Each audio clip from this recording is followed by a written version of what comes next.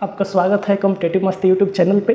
हम फिर से आज उपस्थित हो चुके हैं बायोलॉजी का जो मोस्ट VBI जो एकदम टॉपिक है, जिसे रोग है, सूक्ष्मजीव से कौन कौन सा रोग होता है, उसका कारक क्या है, ये हर एक एग्जाम में इससे क्वेश्चन आता ही आता है।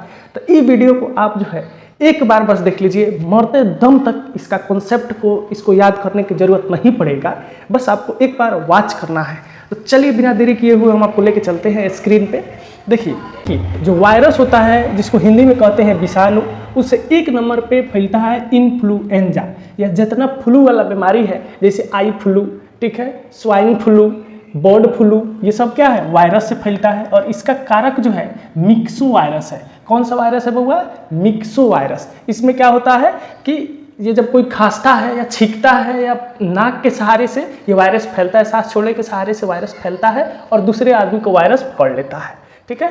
उसके बाद होता है 2 नंबर पे हम लोग का पोलियो का कारक है पोलियो वायरस। जितने भी 6 माह से लेके और 3 वर्ष तक के बच्चों को है, सबसे ज़्यादा पोलियो का खतरा उसी को रहता है। इसमें क्या होता है, पूरी अंग तंत्रिका तंत्र प्रभावित हो जाती है और एक बार जब पोलियो हो गया, उसका कोनो जो है इलाज नहीं होता है, उसको ज़िंदगी भर ढोना रहता है। इसलिए बस एक ही तरीका है, उसको फिजियोथेरेपी कराया जाता है और फिजियोथेरेपी के माध्यम से उसके प्रभाव खत्म नहीं किया जा सकता है, प्रभाव को कम किया जाता है, ठीक है। इसके लिए टीका है, टीका का प्रयोग करिएगा, पोलियो वायरस नहीं होगा। इसके बाद हम लोग का आता है खसरा। खसरा का कारक है मरबोली वायरस। खसरा में क्या हो जाता है, बुखार लग जाता है और जो है शरीर का टेम्परेचर बढ़ जाता है, इसका कारक है मरबोली वायरस।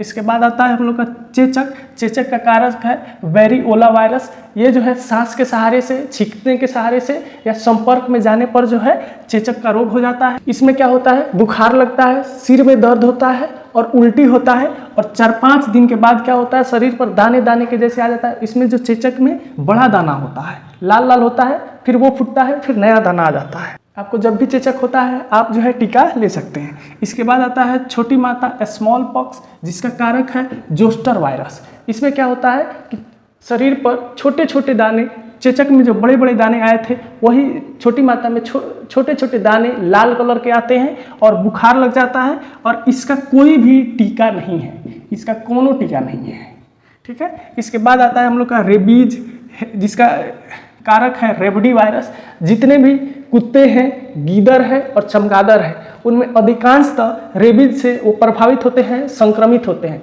अगर उस स्थिति में आपको अगर काट लेते हैं तो आपके अंदर रेबीज वायरस प्रवेश कर जाता है। उसको जल्द से जल्द जाके हॉस्पिटल में एंटी रेबीज का इंजेक्शन लेना चाहिए, क्योंकि अगर रेबीज एक बार मस्तिष्क को प्रभावित कर दिया तो उसके बाद कोई भी उपाय नहीं है, कोई भी उसका टीका नहीं है। आप भी रेबीज से प्रभावित हो जाइएगा, आप भी पागल हो जाइएगा। इसके बाद होता है आपका हेपेटाइटिस।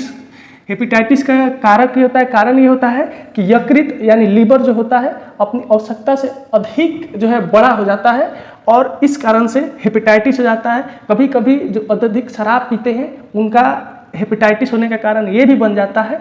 इसको जो है, इसका टीका उपलब्ध है और इसको ठंडे वातावरण में रहने की सलाह दी जाती है।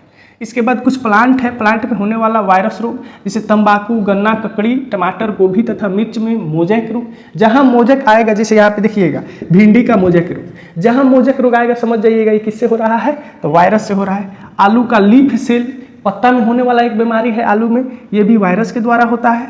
इसके बाद टमाटर का लीफ कर्ल, टमाटर में भी टमाटर के पत्ता में भी होने वाला बीमारी है, तो ये भी किससे होता है, तो वायरस से होता है। चलिए इसके बाद जो है बैक्टीरिया से होने वाला रोग यहाँ पे स्क्रीन पे आ गया है। तो देखिए बैक्टीरिया से पहला रोग होता है टीबी, जौना के दूसरा का नाम है क्षय रोग। ये कौन अलग नहीं है, टीबी है।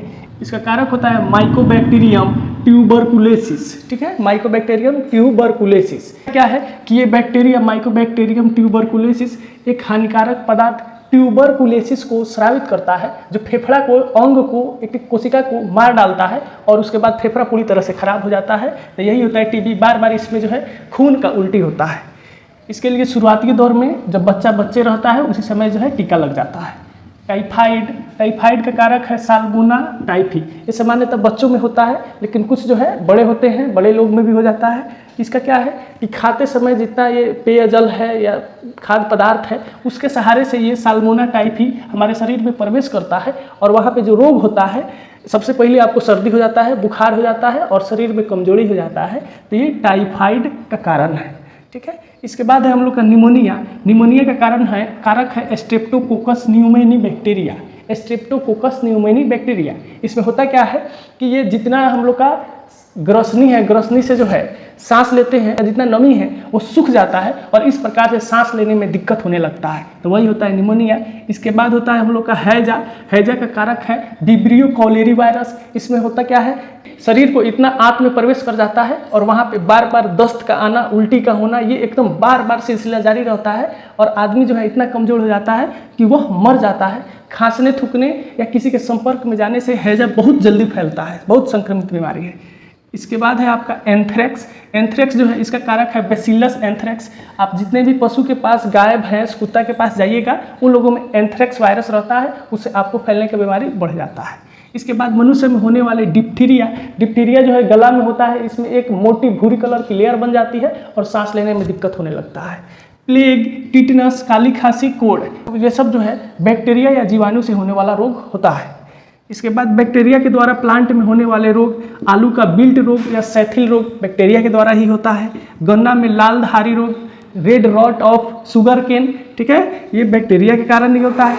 चावल का अंगमारी रोग, ये बैक्टीरिया के कारण ही होता है। नींबू का टमाटर या कैंकर रोग, ठीक है। सेब या नाशपाती का निर्जा या अग्नि निर्जा रोग, गेहूं का बिगलन या तथा टुंडू रोग बैक्टीरिया के कारण ही होता है। कहते हैं अगर चाहत दीदार की है तो नज़रें टिका के रखो, अगर चाहत दीदार की है तो नज़रें टिका के रखो, क्योंकि दुपट्टा हो या तकदीर एक दिन सरकती जरूर है, सरकती जरूर है। तो चलिए, प्रोटोजोआ से होने वाला रोग जो है हमारे स्क्रीन पे आ गया है। प्रोटोजोआ से जो पहिलका रोग होता है उसको कहते हैं मलेरिया। मलेरिया का कारक होता है प्लाज्मोडियम प्रोटोजोआ, जो मादा एनोफिलिस मच्छर के पैर में लगा रहता है, जाके जहाँ पे काटती है वहीं से रक्त में प्रवेश कर जाता है, प्लाज्मोडियम हो जाता है मलेरिया। इसमें क्या होता है, बार बार दस्त लगता है, दस्त के साथ साथ खून भी आता है, ठीक है, और आदमी कमजोर हो जाता है। इसके बाद हो जाता है आपका कालाजार। कालाजार का कारक होता है लिस्मेनिया डोनोवानी। लिस्मेनिया डोनोवानी कालाजार में होता ये है कि ये इतना गहरा बुखार होता है कि बुखार टूटता नहीं है, सिर दर्द रहता है, सर्दी रहता है, ठीक है। इसके बाद सोने की बीमारी। इसका अर्थ ये नहीं होता कि आपको कोई सोना ला के दे देगा ना, आपको नींद लगेगा, नींद की बीमारी होती है। आप कहीं पे बैठे रहिएगा, वैसे झक मार रहे हैं, सो रहे हैं, ठीक है। सिकिंग बीमारी, इसका कारक होता है ट्रिप्सोमा गैम्बियंस, ट्रिप्सोमा गैम्बियंस। इसके बाद आता है पैरिया। पैरिया में क्या होता है, दांत के मसूड़ा जो होता है पूरी तरह से खराब हो जाता है, इसका इलाज होता है, ऐसा बात नहीं है। एक बार खराब हो गया कोनो दिक्कत नहीं है, जाइएगा साफ करवाने, वहाँ पे इलाज कर देता है, दवा दे देता है, ठीक है। तो पैरिया का कारक होता है एंट अमीबा जिबैलिस, ठीक है। इसके बाद एंट अमीबा जिबैलिस। इसके बाद है पेचिस। पेचिस में क्या होता है, ये पेचिस में एंट अमीबा हिस्टोलिका पहुंच जाता है आंत में और आंत को धीरे धीरे नष्ट करने लगता है। अब आपके दस्त हो रहा है या उल्टी हो रहा है तो उसमें ब्लड आने लगता है, ठीक है। इसका कारक होता है एंट अमीबा हिस्टोलिका।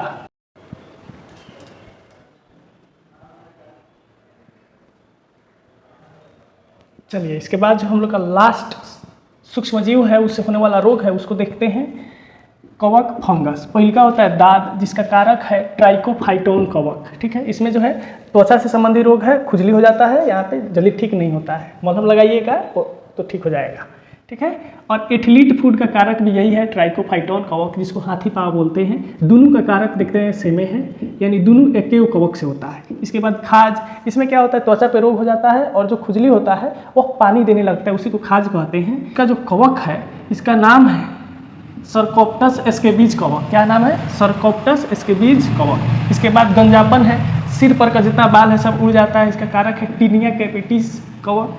इसके बाद है एस्परजिलेसिस, यानी ये फेफड़ा रोग है, जिसका ये मालूम है कि कवके से होता है लेकिन कारक को है मालूम नहीं है।